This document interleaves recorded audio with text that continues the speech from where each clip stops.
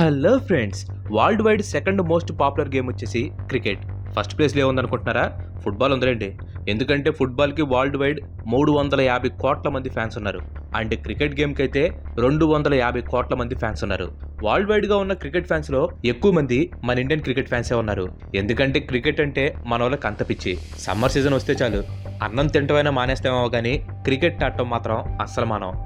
మధ్యాహ్నం సూర్యుడు కొంచెం కిందకు దిగితే చాలు మనం బెటాలియన్ అందరికీ కాల్ చేసి మరీ గ్రౌండ్లోకి వెళ్ళి ఆడుతూ ఉంటాం. యాక్చువల్గా స్మోకింగ్ అండ్ డ్రింకింగ్కి ఎడిక్ట్ అయిన వాళ్ళకంటే ఈ క్రికెట్ గేమ్కి ఎడిక్ట్ అయిన వాళ్ళే మన ఇండియాలో చాలా మంది ఉన్నారు. ఒక రకంగా చెప్పాలంటే ఈ ఎడిక్షన్ చాలా మంచిది అనుకోండి. ఎందుకంటే ఫిజికల్ ఫిట్నెస్తో పాటు మెంటల్ హ్యాపీనెస్ కూడా మనకు వస్తుంది. ఎన్ని బాధలైనా ఉండేవండి, మ్యాక్సిమం చాలా మంది ఈ క్రికెట్ గేమ్ ఆడితే అవన్నీ మర్చిపోయి హ్యాపీగా ఉంటారు. అందుకే ఈ గేమ్ మన ఇండియాలో అంత పాపులర్. టీమిండియా క్రికెట్ ఆడుతుంటే కటింగ్ షాప్లో, రెస్టారెంట్లో, గ్రౌండ్లో, ప్రతి ఇంట్లో ఈ మ్యాచ్ మోతే మోగేది. క్రికెట్ ఇష్టం ఉండే ప్రతి ఒక్క అబ్బాయి రూమ్లో తన ఫేవరెట్ క్రికెట్ ప్లేయర్స్ పోస్టర్స్ ఉంటాయి. బుక్స్ మీద క్రికెట్ ప్లేయర్స్ స్టిక్కర్స్ ఉంటాయి. ఇలా చెప్పుకుంటూ పోతే అసలు దీనికి ఎండింగే ఉండదు అనుకోండి. కానీ ఇంత పిచ్చున్న క్రికెట్ గేమ్ని ఒక్కసారిగా ఎందుకు డివైడ్ చేసాం? ఒకప్పుడు మనం అంటే ఒకటే అని అందరూ కలిసి సపోర్ట్ చేసే స్టేజ్ నుంచి ఇప్పుడు ఒక ప్లేయర్ని ఇంకో ప్లేయర్ ఫ్యాన్ ట్రోల్ చేసే స్థాయికి ఎందుకు దిగజారిపోయాం? ఒకప్పుడు అందరూ సేమ్ ఒకటే కలర్ జెర్సీ వేసుకునేవాళ్ళు, కానీ ఇప్పుడు ఎందుకని విడిపోయి వేరే వేరే టీమ్స్ ఆడుతున్నారు? క్రికెట్ గేమ్ మారలేదు, రూల్స్ కూడా మారలేదు, అలాగే క్రికెట్ గ్రౌండ్ కూడా మారలేదు, కానీ ప్లేయర్స్ మాత్రం డివైడ్ అయిపోయారు. వాళ్ళకి సపోర్ట్ చేసే ఫ్యాన్స్ కూడా విడిపోయారు. ఇదంతా జరగడానికి ఒకే ఒక రీజన్, అదే IPL season. Indian Premier League ప్రతి సీజన్ ని చాలా అంటే చాలా గ్రాండ్ గా ఓపెన్ చేస్తుంది. పెద్ద పెద్ద సినిమా స్టార్స్ వచ్చి ఈ లీగ్ ని లాంచ్ చేస్తారు. ఐపీఎల్ కి వచ్చిన వ్యూవర్షిప్ ఐసీసీ టోర్నమెంట్స్ లో ఏ టోర్నమెంట్ కూడా రాలేదు. ఐపీఎల్ కి వచ్చే స్పాన్సర్స్ ఐసీసీ ఈవెంట్స్ కి రావట్లేదు. ఐపీఎల్ కి వచ్చే రెవెన్యూ ఇంటర్నేషనల్ గేమ్స్ కి రావట్లేదు. ఇంటర్నేషనల్ క్రికెట్ ని ఆపేసి కేవలం ఐపీఎల్ ని మాత్రం చూసే ఆడియన్స్ చాలా అంటే చాలా మంది ఉన్నారు. అసలు క్రికెట్ మొదలైందే టెస్ట్ ఫార్మాట్ లో. అలాంటిది ఇప్పుడున్న జనరేషన్ లో చాలా మందికి టెస్ట్ క్రికెట్ అంటే ఏంటో కూడా తెలీదు. క్రికెట్ ఎక్కడైనా సరే క్రికెటే కదా. మరి టీమిండియాకి లేని పాపులారిటీ ఐపీఎల్కి ఎందుకు? అసలు టీమిండియా వరుసగా ఐసీసీ ట్రోఫీస్ ఫెయిల్ అవడానికి ఈ ఐపీఎల్ కారణమా, లేక ఇండియాలో క్రికెట్ గేమ్ని కంట్రోల్లో ఉంచుకున్న పొలిటీషియన్సే దీనికి కారణమా? ఈ రోజు వీడియోలో మనం తెలుసుకుందాం. Let's get in to the show. నిజానికి క్రికెట్ స్పోర్ట్ మొట్టమొదటిగా పుట్టింది ఇంగ్లాండ్లో అయినా కానీ దాన్ని సొంతం చేసుకుని రూల్ చేస్తుంది మాత్రం మన ఇండియానే. దీనికి main reason Indian cricket fans. For example, India కాకుండా వేరే టీమ్స్ మధ్య ఏమైనా మ్యాచ్లు జరిగితే ఆ మ్యాచ్ ని స్టేడియంకి వెళ్ళి చూసే వాళ్ళు చాలా తక్కువగా ఉంటారు. అలాగే లైవ్ లో చూసే ఆడియన్స్ కూడా తక్కువగా ఉంటారు. మేబీ ఇంగ్లాండ్, ఆస్ట్రేలియాలో కాస్త ఎక్కువ ఉండొచ్చు, బట్ కంపేర్ చేసి చూసుకుంటే మాత్రం వేరే కంట్రీస్ కి అంత ఎక్కువ వ్యూవర్షిప్ అయితే రాదు. అదే ఇండియాకి వేరే టీమ్ కి మధ్య మ్యాచ్ జరిగిందనుకోండి, ఆ హడావిడి మామూలుగా ఉండదు. అండ్ క్రికెట్ స్పోర్ట్ నుంచి వచ్చే రెవెన్యూ మొత్తం కూడా చూసే ఆడియన్స్ ని బట్టి డిపెండ్ అయి ఉంటుంది. స్పాన్సర్ చేసే కంపెనీలు ఆడియన్స్ ని బేస్ చేసుకునే వస్తూ ఉంటారు. ఎందుకంటే స్పాన్సర్ చేసే వాళ్ళు ఎవరైతే ఉంటారో వాళ్ళందరూ కూడా ఆడియన్స్ ని బేస్ చేసుకుని స్పాన్సర్ చేయడానికి వస్తారు.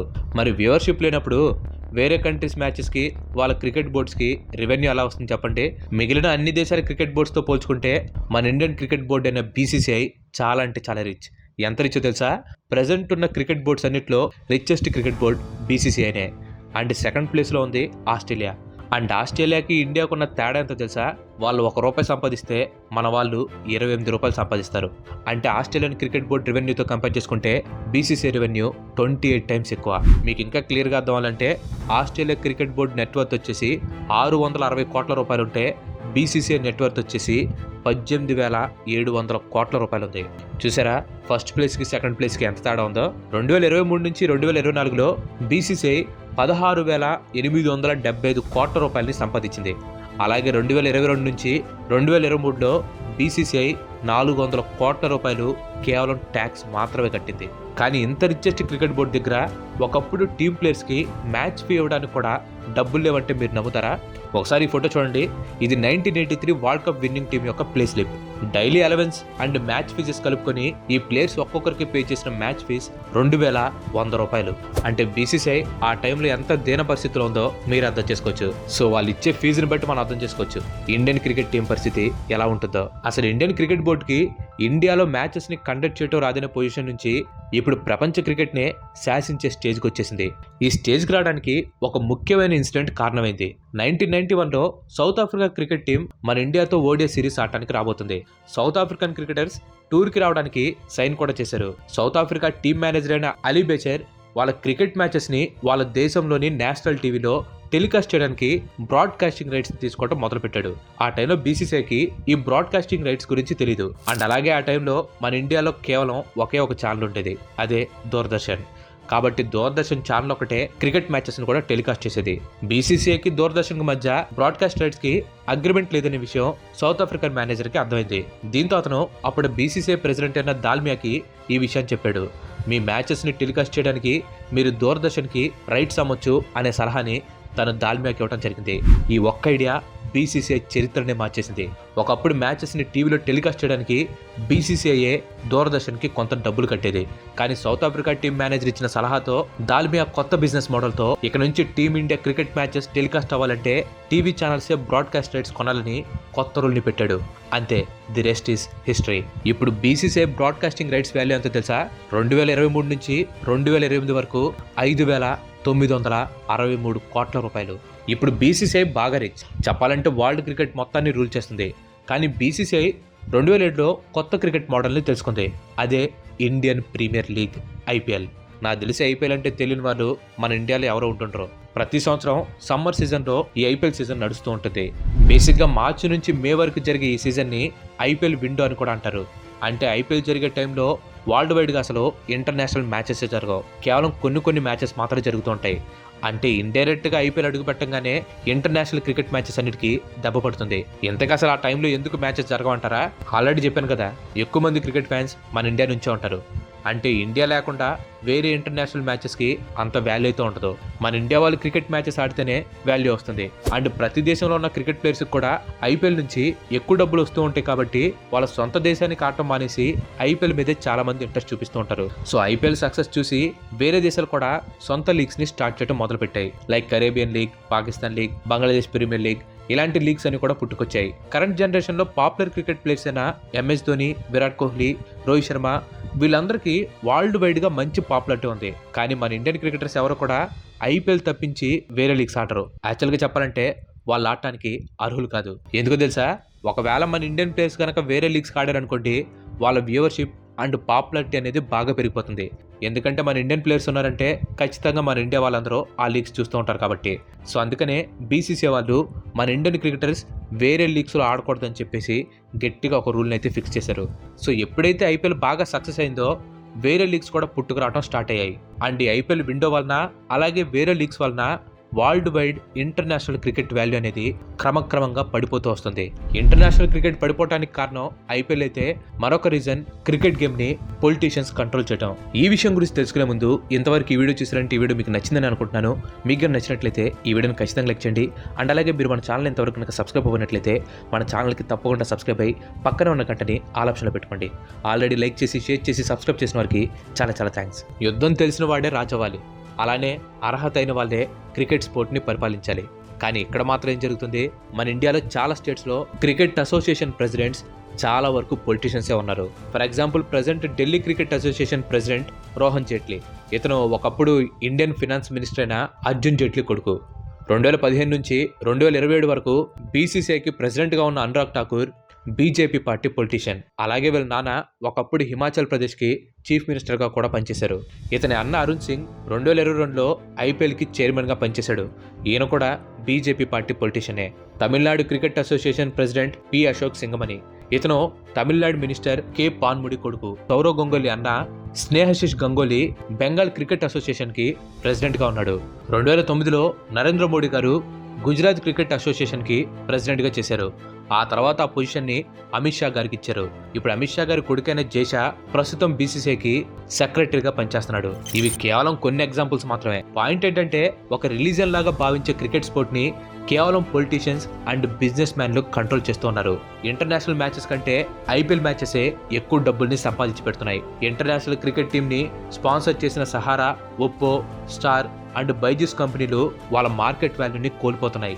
కానీ ఐపీఎల్ని స్పాన్సర్ చేస్తున్న కంపెనీలు మాత్రం చాలా అంటే చాలా లాభాలు పొందుతున్నాయి. దీనికి కారణం ఐపీఎల్కి ఉండే ఫ్యాన్ ఫాలోయింగ్ ఇంటర్నేషనల్ క్రికెట్కి లేకుండా పోవటం. ఇది కేవలం మన దేశంలోనే కాదు, వేరే దేశాల్లో కూడా ఇలానే జరుగుతుంది. సో ఎందుకనే మెల్లిమెల్లిగా దేశాల క్రికెట్ బోర్డ్స్ కూడా T20 లీగ్స్ని మొదలు పెడుతున్నాయి. అండ్ ప్లేయర్స్ కూడా చాలా మంది ఈ లీగ్స్కే ప్రిపేర్ అవుతూ ఉన్నారు. ఈ కారణం వల్లే ఒకప్పుడు వరల్డ్ క్రికెట్ని డామినేట్ చేసిన వెస్టిండీస్ టీం ఇప్పుడు కనీసం క్వాలిఫై కూడా అవ్వలేదు. ఒకప్పుడు టెస్ట్ క్రికెట్ ఫార్మాట్కి బాగా ఫ్యాన్స్ ఉండేవాళ్ళు. అన్ని ఫార్మాట్స్ కంటే టెస్ట్ క్రికెట్నే ఒరిజినల్ క్రికెట్ గేమ్ అని చెప్పనేవాళ్ళు. కానీ టెస్ట్ మ్యాచెస్కి ఆడియన్స్ రావడం తగ్గిపోయారు. అందుకనే ప్రతి సంవత్సరం కూడా టెస్ట్ మ్యాచెస్ సంఖ్య తగ్గుతూ వస్తుంది. అఫ్కోర్స్ 5 రోజుల పాటు గేమ్ని చూడాలంటే ఎవరికైనా కాస్త కష్టంగానే ఉంటుంది. దీనివల్లనే ఒకప్పుడు టెస్ట్ క్రికెట్కి ఉండే ఫాలోయింగ్ ఇప్పుడు అంతగా ఉండట్లేదు. అండ్ ఈ టెస్ట్ క్రికెట్ పతనానికి ఐపీఎల్ కూడా ఒక రకంగా కారణం. ఐపీఎల్లో ప్రతి సీజన్కి హై స్కోరింగ్ గేమ్స్ పెరిగిపోతూ వస్తున్నాయి. ఈ సీజన్ అయితే దారుణంగా 280లు, 270లు, 260లు కొట్టడమే కాదు, ఆ 260ని చేసి కూడా చేస్తున్నారు. చెప్పాలంటే ఐపీఎల్ ఒక బ్యాట్స్మెన్ గేమ్ లాగా అయిపోతుంది. బౌలర్స్కి అసలు ఉపయోగపడేలాగే లేదు. కొత్తగా తీసుకున్న ఇంపాక్ట్ ప్లేయర్ రూల్ వలన అటు బౌలర్స్కి బాగా డిసడ్వాంటేజ్ అండ్ ఇటు బ్యాట్స్మెన్కి అడ్వాంటేజ్ అనేది బాగా పెరిగిపోయింది. లాస్ట్ ఓవర్స్లో టైం లిమిట్ దాటితే పెనాల్టీగా 38 సర్కిల్ బయట కేవలం 4 ఫీల్డర్స్ మాత్రమే ఉండాలని చెప్పి కొత్త రూల్ను కూడా తీసుకొని వచ్చారు. ఈ రూల్ కూడా బ్యాట్స్మెన్కి ఫేవర్. సో ఇలాంటి టైప్ ఆఫ్ క్రికెట్ గేమ్ని ఎక్స్పీరియన్స్ చేస్తున్న ఏ క్రికెట్ ఆడియన్కైనా సరే టెస్ట్ క్రికెట్ ఫార్మాట్ పైన ఎందుకు ఇంట్రెస్ట్ ఉంటుంది చెప్పండి. పైగా మనం ఫాస్ట్ ఫార్వర్డ్ కల్చర్లో ఉన్నాం. సో అందుకనే ప్రెసెంట్ జనరేషన్ వాళ్ళు అసలు టెస్ట్ క్రికెట్ వైపే చూడలేదు. ఐపీఎల్ క్రికెట్ స్పోర్ట్ని డివైడ్ చేయలేదు, కానీ క్రికెట్ ఆడియన్స్ని మాత్రం బాగా డివైడ్ చేసింది. మన ఇండియాలో ఐపీఎల్ మొదలు పెట్టినప్పుడు ఈ లీగ్ వల్ల మన దేశంలో చిన్న చిన్న టౌన్స్ అండ్ విలేజెస్లో ఉండే టాలెంటెడ్ క్రికెట్ ప్లేయర్స్ దొరుకుతారని, టాలెంటెడ్ ప్లేయర్స్ వస్తే మన ఇండియన్ ఇంటర్నేషనల్ లెవెల్లో బాగా పర్ఫామ్ చేస్తుందని చెప్పి అందరూ అనుకున్నారు. అనుకున్నట్టుగానే ఐపీఎల్ నుంచి కొత్త కొత్త young talents and talented cricket players బాగా బయటకు వచ్చారు. కానీ టీమిండియా మాత్రం ఐసీసీ టోర్నమెంట్స్లో అనుకున్నంతగా పర్ఫామ్ అయితే చేయలేకపోయింది. మన టీమిండియాకి ఐసీసీ ట్రోఫీ చివరిసారిగా 2013లో వచ్చింది. ఇప్పటికీ 11 సంవత్సరాలు అవుతున్నా కానీ ఒక్క ఐసీసీ ట్రోఫీ కూడా రాలేదు. మరి దీన్ని బట్టి ఐపీఎల్ యూజ్ అవుతుందా, లేదా ప్రస్తుతం ఉన్న ఇంటర్నేషనల్ క్రికెట్ని మెల్లిమెల్లిగా చంపేస్తుందా? ఒక టీం మేజర్ టోర్నమెంట్ అయిన వరల్డ్ కప్లో సరిగ్గా పర్ఫామ్ చేయలేకపోవడానికి చాలా కారణాలే ఉండొచ్చు. టీమ్ ప్లేయర్స్ ఎవరైనా వాళ్ళ ఫామ్ అండ్ ఫిట్నెస్ ఎలా ఉంది, ఎలాంటి స్ట్రాటజీస్ వాడుతున్నారు అండ్ ఓవరాల్గా ఆ రోజు ఎలా పర్ఫామ్ చేశారనే దాన్ని బట్టే ఉంటుంది. కాకపోతే ఇక్కడ ప్రాబ్లం ఏంటంటే చాలామంది క్రికెట్ ప్లేయర్స్ ఐపీఎల్ మీద ఫోకస్ చేయడంతో కేవలం పొట్టి ఫార్మాట్కి మాత్రమే అలవాటైపోతున్నారు. ప్లేయర్స్ గేమ్ని అడాప్ట్ చేసుకునే విధానంలో చాలా అంటే చాలా మార్పులు వస్తున్నాయి. క్రికెట్ స్పోర్ట్ అనేది ఒక కాంప్లెక్స్ అండ్ అన్ప్రిడిక్టబుల్ గేమ్. ఏ పాయింట్లో మ్యాచ్ ఎప్పుడు తిరుగుతుందో కూడా ఎవరు చెప్పలేరు. ఐపీఎల్ ఎలాంటి సిచ్యువేషన్ని క్రియేట్ చేసిందంటే, సపోజ్ ఒక ఆస్పైరింగ్ క్రికెట్ ప్లేయర్ ఉన్నాడు. తను ఇండియాకి సెలెక్ట్ అవ్వాలంటే ఫస్ట్ ఫ్రాంచైజ్ తరపున బాగా ఆడాలి. తను బాగా ఆడి ఇండియాకి సెలెక్ట్ అయ్యాక తన దేశానికి ఆడే ఆట కంటే తన ఫ్రాంచైజ్ నుంచి వచ్చే డబ్బులే తనకు ఎక్కువ. సో టెస్ట్ క్రికెట్ ఫార్మాట్లోనే ఇప్పుడు ఓడిఐ ఫార్మాట్ కూడా ఐపీఎల్ చెక్ పెట్టబోతుందా? అలాగే రేపు జూన్లో T20 వరల్డ్ కప్ కూడా స్టార్ట్ అవబోతుంది. సో ఎంతమంది ఆ మ్యాచ్లో ఇండియాకి సపోర్ట్ చేస్తున్నారో కింద కామెంట్ చేయండి. లేదు ఐపీఎల్ వాడికే చాలా అనుకున్న వాళ్ళు కూడా కింద కామెంట్ చేయండి. చూద్దాం ఎవరు ఎక్కువ మంది ఉన్నారో. Thanks for watching. ఈ వీడియో కనుక మీకు నచ్చినట్లయితే లైక్ చేయండి, షేర్ చేయండి. అండ్ అలాగే మన నెక్స్ట్ ఎపిసోడ్ మిస్ కావద్దు అనుకుంటే మన ఛానల్కి తప్పకుండా సబ్స్క్రైబ్ అవ్వండి. ఇంకో మంచి ఎపిసోడ్లో మళ్ళీ కలుద్దాం. Till then bye bye. Have nice day.